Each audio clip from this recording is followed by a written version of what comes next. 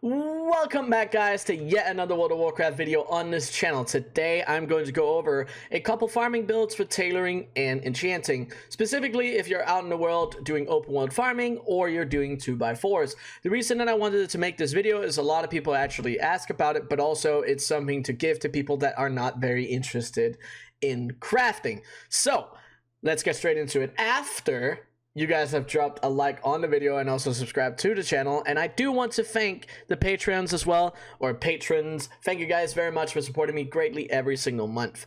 If you guys are interested in checking out the Patreon to support me a little extra and also get some benefits out of it, at the tier 2 for the Patreon, you can get TSM groups, you can get sniping lists, which is basically shopping lists for Auctionator, and that works with Point Blank Sniper, which is the sniping add-on for Auctionator. And the other thing that you will also get access to is a very long document of daily gold making activities for an altar army. So if any of that sounds interesting, make sure that you hop on over on the Patreon and check that out.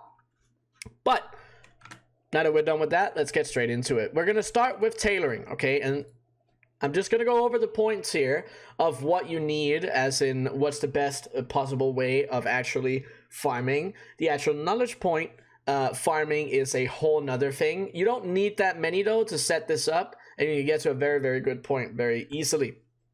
So what you need is going into for tailoring mastery. You're going to need 10 points into tailoring mastery to talent, because then you can unlock a sub-specialization, and that is going to be Cloth Collection.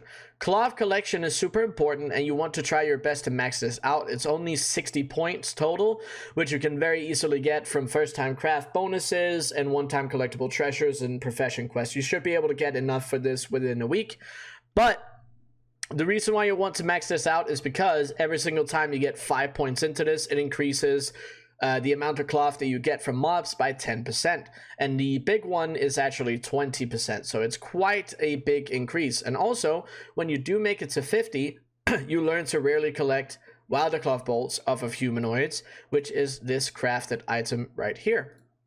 And after that, there's basically nothing else for tailoring that lets you farm anything in an easier way or in a faster way. So after that, you can just put points wherever you want, depending on what you need to craft. Now, for enchanting, it is a little different, but where you're going with enchanting is going to be inside of the blue. And then inside of the blue, you want to put 10 points into inside of the blue, the talent itself, because then you can unlock a sub-specialization, which is going to be Draconic Disenchantment. Now, Draconic Disenchantment is important, and it's better than inside of the blue because this says, learn to better recover magical reagents from items, gaining plus 1% chance to acquire additional reagents when disenchanting. So basically, every single time you disenchant, you get, more reagents. So you want to max this out, so 10 points into inside of the blue first, then 40 points into Draconic Disenchantment.